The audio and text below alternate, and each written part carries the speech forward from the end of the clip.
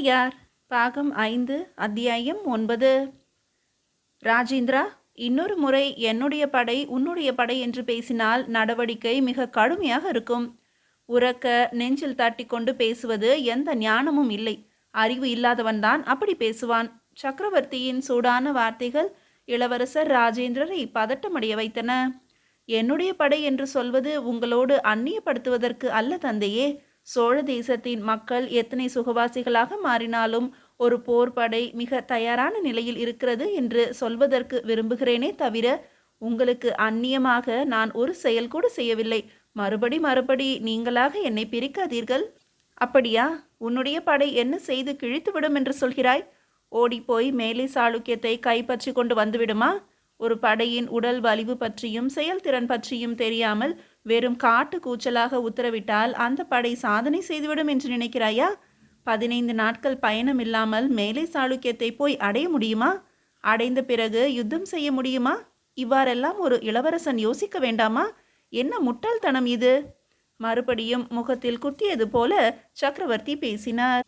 சக்கரவர்த்தி அவர்களே, மேலை சாளுக்கியம் வரை இளவரசர் போய் தாக்குவாரா என்பது பற்றிய கேள்விகள் இருப்பினும் ஒன்று சொல்லிக்கொள்ள விரும்புகிறேன். இளவரசர் ராஜேந்திரர் மிக சிறப்பானதொரு தனிப்படையை தன் வசம் வைத்திருக்கிறார். அது ஆபத்தானது என்று உனக்கு புரியவில்லையா அருண்மொழி என்று சக்கரவர்த்தி உடனடியாக அருண்மொழியின் பேச்சுக்கு பதில் சொன்னார். அது நம் படையினுள் பிரிவினைகளை ஏற்படுத்தும் என்பது தெரியவில்லையா? என்னிடமே இது திரும்ப திரும்ப சொல்லப்படுகிற அலட்டலை பார்க்கும்போது மற்றவர்களிடம் இது எவ்வளவு வேகமாக சொல்லப்படும் என்பதை என்னால் புரிந்து கொள்ள முடிகிறது. எனக்கு இதில் விருப்பமில்லை. அந்த படையை கலைக்க நான் உத்தரவிடுவேன். தந்தையே, ஏன் என்னை தவறாகவே புரிந்து கொள்கிறீர்கள்? நான் உங்களுக்கு எதிராக ஒரு காலம் எதுவும் நினைக்கவே இல்லை. இதை சொல்லத்தானா இந்த நேரம் என்னை நோக்கி வந்தீர்கள்? ராஜேந்திரர் குரலில் வேதனை இருந்தது. ஆமாம், உன்னுடைய படைகள் என்று நீ உரிமையோடு பேசுவதால் உன்னுடைய படைகள் உரிமை எடுத்துக்கொண்டு சோழ தேசத்து படைகளோடு கலக்காமலோ அல்லது எதிராகவோ செயல்பட துவங்கிவிடலாம். இது ஆங்காங்கே தலை காட்டவும் துவங்கி இருக்கிறது. இதை முதலில் நிறுத்தவே உன்னை நோக்கி வந்தேன். அப்படியா? உதாரணம் சொல்லுங்கள். மூத்த படை தளபதிகளை இளைய படை சேனாதிபதிகள் மதிப்பதில்லை. சோழ படையில் இருக்கின்ற எல்லா இளைஞர்களும் ராஜேந்திரனோடு போய் சேர்ந்து விடுவதுதான் வாழ்க்கையில் பிரகாசமான விஷயம் என்று நினைக்கிறார்கள். கடந்த மாதம் மட்டும் உன்னுடைய படையில் 1366 பேர் புதிதாக தேர்ந்தெடுக்கப்பட்டு அவர்கள் அத்தனை பேரும் திருவொற்றியூருக்கு தனி பயிற்சிக்கு போயிருக்கிறார்கள். இப்படி தஞ்சையிலிருந்து இளைஞர்கள் போயிருப்பது தஞ்சை இளைஞர்களுக்கு இடையே ஒரு குழப்பத்தை உண்டு பண்ணியிருக்கிறது.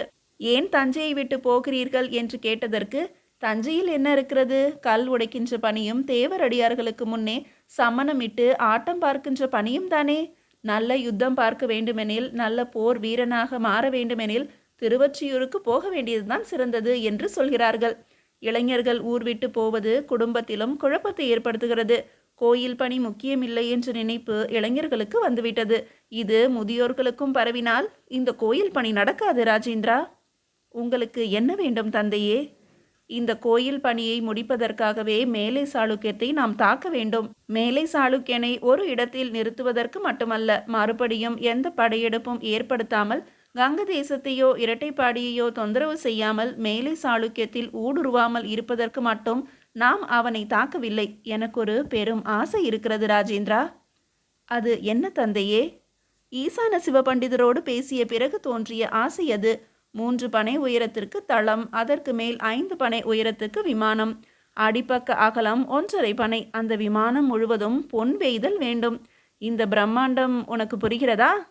புரிகிறது சக்கரவர்த்தி. பெரும் பரப்பில் பொன் வேய வேண்டும் என்று சொல்கிறீர்கள். முழுவதும் பொன்னா அல்லது தாமிர தகட்டில் பொன் முலாம் பூசுதல் தான் என்னுடைய எண்ணம். மேலை சாளுக்கியத்தில் என்ன பொன் கிடைக்கிறது என்பதை பொறுத்தே இது பற்றி நான் தொடர்ந்து பேச முடியும். ஆக உங்களுக்கு முக்கியமான குறிக்கோள் கோயில் கட்டுவது, அதற்கு பொன் முலாம் பூசுவது.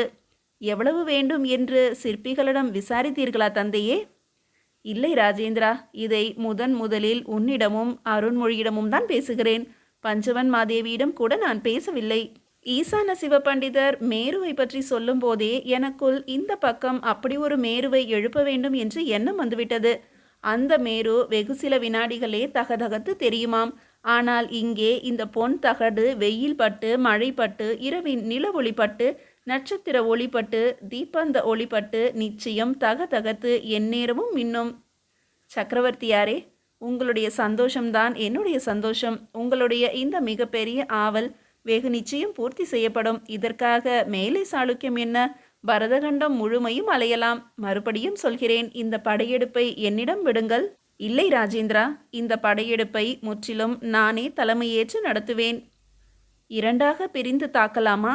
இல்லை, அதற்கு தேவை இருக்காது. கங்கதேசம் வரையிலும் நாம் எந்த ஏற்பும் இன்றி பயணப்படுவோம். கங்கதேசம் தாண்டி மேலே சாளுக்கியத்திற்கு உள்ளே போக எதிர்ப்புகள் ஏற்படும். துங்கபத்ரா நதிக்கரையில் சத்யாசிரியனை சந்திக்க வேண்டி இருக்கும். நீ சொல்வது போல அரை நாள் போரோ ஒரு நாள் போரோ அல்ல, கிட்டத்தட்ட 7 நாட்களுக்கு மேல் போர் நீடிக்கும் என்று நான் நினைக்கிறேன். ஏன் தெரியுமா? அந்த நதியை தாண்டுவது எளிதல்ல. ஆனால் விமலாதித்தருடைய வருகைக்கு வேறு ஏதேனும் காரணம் இருக்கிறதா? சக்கரவர்த்தியார் எதிரே அருண்மொழி கைகளை கட்டிக்கொண்டு மிக மரியாதையாக பேசினான். இருக்கிறது அருண்மொழி. குந்தவைக்கு கீழே சாளுக்கியத்தில் இருக்க பிடிக்கவில்லை. இடையராது அங்கே எல்லோரோடும் வம்பு சண்டை போட்டு விமலாதித்தனோடு பிணங்கி இந்த பக்கம் வந்துவிட வேண்டும் என்று நினைக்கிறாள். எல்லாவற்றையும் விட மிக முக்கியமான ஒரு விஷயத்திற்காகவும் நான் மேலை சாளுக்கியம் நோக்கி நகர திட்டமிட்டிருக்கிறேன். பல்லாயிரக்கணக்கான நமது சோழ வீரர்கள் போர் முனைக்கு சென்றவர்கள், மரணம் பார்த்தவர்கள் ஒரு நகரத்தில் குழுமி இருந்து அங்கு நடைபெறுகின்ற கலைப்படைப்புகளுக்கு உதவியாக இருக்க சொன்னால் அவர்களால் இருக்க முடியாது. சிற்பிகளுக்கு கொடுக்கின்ற முக்கியத்துவம் பற்றி போர் வீரர்கள் கேள்வி கேட்பார்கள். போர்க்காலத்தில் மட்டும் நான் முக்கியமோ என்று கேள்வி கேட்டு கொள்வார்கள். தங்களுக்குள் பரஸ்பரம் பேசிக் கொள்வார்கள். போர் என்று அழைக்கிற போது சிற்பியையும் அழைத்து கொண்டு போகலாமா என்று ஏளனமும் பேசலாம். எவன் பேசுவான்? ராஜேந்திரர் மறுபடியும் குரல் உயர்த்த, ராஜேந்திரா, நம்முடைய பேச்சின் தாத்பரியம் புரியாமல் கூச்சலிடுவதில் அர்த்தமில்லை. இல்லை தந்தையே, அப்படி என் படை செய்யாது என்று சொல்கிறேன். மறுபடியும் அவர் உரத்த குரலில் பேச, சக்கரவர்த்தி சட்டென்று ராஜேந்திரர் முன்பு நின்றார். இன்னொரு முறை இப்படி பேசினால் என்று கை உயர்த்தினார். இளவரசர் தலை குனிந்தார். சட்டென்று தாவி ஓடிப்போய் நீட்டிய சக்கரவர்த்தியின் கைகளை பிடித்து கொண்டார். மன்னித்து கொள்ளுங்கள், நான் பிளவுக்காக பேசவில்லை. உங்களை விட நான் மேம்பட்டவன் என்று சொல்லிக்கொள்ளவும் இல்லை. மிருதுவான குரலில் சொன்னார் ராஜேந்திரர். சரி, எப்போது படையெடுப்பு நடத்தப் போகிறோம் என்று தெரிந்துவிட்டால் நாம் செய்ய வேண்டியவை என்ன? வேறு ஒரு யோசனை பகுதிக்கு சக்கரவர்த்தி ராஜராஜர் போக, சக்கரவர்த்தி, உணவு ஏதேனும் தேவையா? அருண்மொழி பட்டன் அன்போடு கேட்டான். என்ன இருக்கிறது? இரவு நேர உணவு தயாராகிவிட்டது. ரசமும் கறி அமுதும் கடலை பருப்பு பாயாசமும் தயாராகிவிட்டன. அப்படியென்றால் ரசம் கொடுக்க சொல். தொண்டை சற்று கரகரப்பாக இருக்கிறது. உண்பதற்கு என்ன வேண்டும் சக்கரவர்த்தியாரே? உண்பதற்கு 2 வாழைப்பழங்கள் போதும். யாரங்கே என்று அருண்மொழி குரல் கொடுத்ததும் நாலாபுறமும் நீர் தெறிக்க ஒரு போர் வீரன் ஓடி வந்தான். அவர்கள் அருகே வந்ததும் நிதானமாக நடந்து தலை குனிந்து நின்றான். அவனிடம் உணவுக்கான உத்தரவுகளை அருண்மொழி சொல்ல, அதே விதமாக நிதானமாய் நடந்து பிறகு துள்ளி ஓடினான். இவன் உன்னுடைய வீரனா ராஜேந்திரா? வருவதும் போவதும் மிக பக்குவமாக இருக்கிறதே என்று சொல்ல, ஆமாம் தந்தையே என்று பெருமையோடு சொல்லிவிட்டு சக்கரவர்த்தி முகத்தில் ஒரு புன்னகை இருப்பதை பார்த்ததும் சட்டென்று ராஜேந்திரர் நிதானிக்க, மெல்லிய குரலில் அருண்மொழி சிரிக்க, சக்கரவர்த்தியும் இளவரசரும் பிறகு உரக்க சிரித்தார்கள். சோழ தேசத்தின் மீதுள்ள காதலால் தான் நீ தனிப்படையை உருவாக்கி இருக்கிறாய் என்பது எனக்கு தெரியும். ஆயினும் இது பற்றி அதிகம் நீ பேசக்கூடாது என்பதற்காகத்தான் அதை கண்டிப்பாக கண்டனம் செய்தேன். விவரித்து பேசினால் உன் படை இதை பெரிதாக்கி பேசும். அது நமது வீரர்களிடையே காழ்ப்பை உண்டு பண்ணும். சரி தந்தையே, எனக்கு நான் செய்கின்ற தவறு புரிகிறது என்றார் ராஜேந்திரர். சக்கரவர்த்தி கை நீட்டி இளவரசரின் முதுகை தடவினார். பிறகு, கீழே சாளுக்கியத்திலிருந்து வருகின்ற விமலாதித்தனை நாம் பெரிய அளவில் வரவேற்க வேண்டும். நல்ல சமயத்தில் வந்தாய் என்று பாராட்ட வேண்டும். மாபெரும் வீரன் என்று வீரர்களுக்கு அவனை அறிமுகப்படுத்த வேண்டும் என்றார் சக்கரவர்த்தி. அந்த முட்டாளையா? அவன் எதற்கு லாயக்கு தந்தையே? அப்படி பேசாதே ராஜேந்திரா. அவன் நமது மருமகன். உன் தங்கையை மணந்தவன். நமக்கு உதவி செய்ய போகிறவன். என்ன உதவி? அலட்சியமாக இளவரசர் கேட்டார். மேலை சாளுக்கியத்தை நோக்கி காஞ்சிபுரத்திலிருந்து நமது படை புலிக்கொடியோடு கிளம்பும். 40 வீரர்கள் முன்னே போக, பின்னால் விமலாதித்தன் தன் பெரும் படையோடு கங்க தேசத்திற்குள் நுழைவான். கங்க தேச எல்லையை தாண்டி மேலை சாளுக்கியம் நுழையும் போது நமது 40 வீரர்களும் புலிக்கொடியை அவர்களிடம் கொடுத்துவிட்டு அவர்களை முன்னேறி போக சொல்வார்கள். ஆக மேலை சாளுக்கியத்தில் முதலில் நுழைவது கீழே சாளுக்கிய வீரர்கள். ஏன் தந்தையே, நாம் போனால் என்ன? சேரர்கள் பதுங்கி இருக்கின்ற வனங்களுக்குள் நாம் போய் சிக்க வேண்டாம், நமது படைகளும் சிக்க வேண்டாம். முதல் களப்பலி கீழே சாளுக்கிய வீரர்களாகவே இருக்கட்டும். இங்கிருந்து என்ன விதமான தாக்குதல்கள் ஏற்படுகின்றன என்பதை அவர்களுக்கு உணவுக்கு வண்டியோட்டி கொண்டு போகின்ற குதிரைகளை பராமரிக்கின்ற சேவகர்கள் போய் அறிந்து கொண்டு உடனடியாக தகவல்களை பின்னால் தொடர்கின்ற நமது சோழ வீரர்களுக்கு தெரிவிக்கட்டும். அதாவது விமலாதித்தன் என்ற பலியாட்டை முதலில் அனுப்புகிறீர்கள். ஆமாம் ராஜேந்திரா. அரசர்க்கரசே, எனக்கு ஒரு கேள்வி. அருண்மொழி பட்டன் நிதானமாக பேசினான். கேள் அருண்மொழி. அப்படி முன்படையில் தலைமை தாங்கி போகின்ற விமலாதித்தர் மரணமடைந்தால் அது நமக்கு மிகப்பெரிய நஷ்டம் அல்லவா? ஒரு வகையில் நஷ்டம், ஒரு வகையில் லாபம். அவன் இறந்தால் என் மகள் விதவையாவது நஷ்டம்தான். ஆனால் விடுதலையாவள் அல்லவா, அது லாபம்தானே. அரசே, என்ன பேசுகிறீர்கள்? குந்தவை ஒரு அளவுக்கு தான் பொறுப்பாள். அளவுக்கு மீறிய அதிகாரம் அவளிடம் செலுத்த முடியாது. அதை இந்த மடையன் தெரிந்து கொண்டிருக்க வேண்டும். பெரிய இடத்தில் பெண் எடுத்திருக்கிறோம் என்றால் அந்த பெண்ணை அனுசரித்து போவதற்கு புரிந்து கொள்ள வேண்டும். அப்படி இல்லாது அப்பேற்பட்டவன் நம் தயவில் அரசாட்சி அமைத்தவன் அங்கே சக்கரவர்த்தி என்று முடிசூடிக்கொள்ள விரும்புவதும் தானும் கோயில் கட்ட விரும்புவதும் தகுதிக்கு அப்பாற்பட்ட விஷயங்கள். ஒருவன் தனது தகுதியை வளர்த்து கொண்டு இதை செய்திருக்கலாம். வெறுமே குடித்து கூத்தடித்து கொண்டு எனக்கு பெண் கொடுக்க எத்தனையோ பேர் முன் வருகிறார்கள், ஆனால் ராஜராஜருக்கு மருமகனாகிவிட்டதால் அதை பற்றி சிந்திக்க வேண்டியிருக்கிறது என்று சபையில் உளறி இருக்கிறான். எந்த மனைவியும் இதை பொறுத்து கொள்ள மாட்டாள். நீ இப்படி பேசாதே என்று குந்தவை எச்சரித்த போதுதான் அவனும் அடித்திருக்கிறான். ஆக குந்தவையின் மீது தவறு இல்லை என்று சொல்கிறீர்கள்? குந்தவை இதை நடுச்சபையில் பேசியதுதான் தவறு என்று சொல்கிறேன். அவளும் முட்டாள்தனம்தான் செய்திருக்கிறாள்.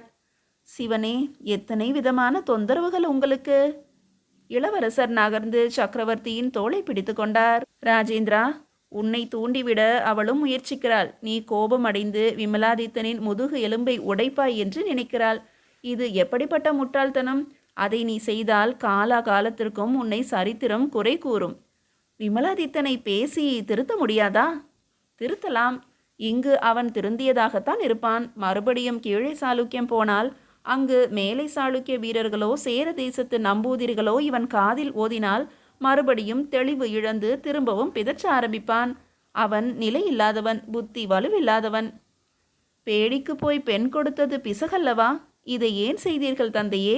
மேலை சாளுக்கியத்தை தடுத்து நிறுத்தத்தான். கீழே சாளுக்கியத்தோடு உறவு ஏற்படுத்தி கொள்ளவில்லை எனில் மேலை சாளுக்கியம் வெகு நிச்சயமாக கீழே சாளுக்கியத்தோடு கைகோர்த்து கொண்டு சோழ தேசத்தை நாசப்படுத்தும் என்பதால் சோழ தேசத்தை காப்பாற்ற என் செல்ல மகள் உயிருக்கு உயிரான இனிய குந்தவையை பலி கொடுத்தேன். குந்தவையின் கெட்டிக்காரத்தனத்துக்கு உரை போட விமலாதித்தன் காண மாட்டான் என்று நன்கு தெரிந்தும் நானும் வந்தியத்தேவரும் எனது தமக்கை குந்தவையும் ஒன்று சேர்ந்து வேறு வழியில்லை என்று முடிவுக்கு வந்து குந்தவை என்ற இளம் பெண்ணை சோழ தேசத்தின் நலனுக்காக பலி கொடுத்தோம். தந்தையே, இது குந்தவைக்கு நீங்கள் செய்த கொடுமை அல்லவா? அரசனுக்கென்று தனிப்பட்ட எந்தவித சுகமும் அவன் குடும்பம் பற்றிய நலனும் முக்கியமில்லை. ஒரு அரசனுக்கு அவன் தேசம் முக்கியம். அவன் தேசத்திற்காக எவரையும் அவன் பலி கொள்வான். ஏன், அவன் தன்னையே பலி போட்டுக் கொள்வான். நீங்கள் சொல்வது எனக்கு புரிகிறது தந்தையே. மேற்கொண்டு பேசுங்கள். மேலை சாளுக்கியம் நோக்கி நாம் நகர வேண்டும் என்றால் என்ன செய்ய வேண்டும்? ராஜேந்திரர் கேட்க, கீழே சாளுக்கியத்தை வரவேற்க வேண்டும் என்று சொன்னீர்கள் என்று அருண்மொழி ஞாபகப்படுத்தினான். ஆம், மேலை சாளுக்கியம் நோக்கி நகர நாம் என்ன செய்ய வேண்டும் என்று சொல்கிறேன் என்றார் சக்கரவர்த்தி. மீதியை அடுத்த அத்தியாயத்தில் காணலாம்.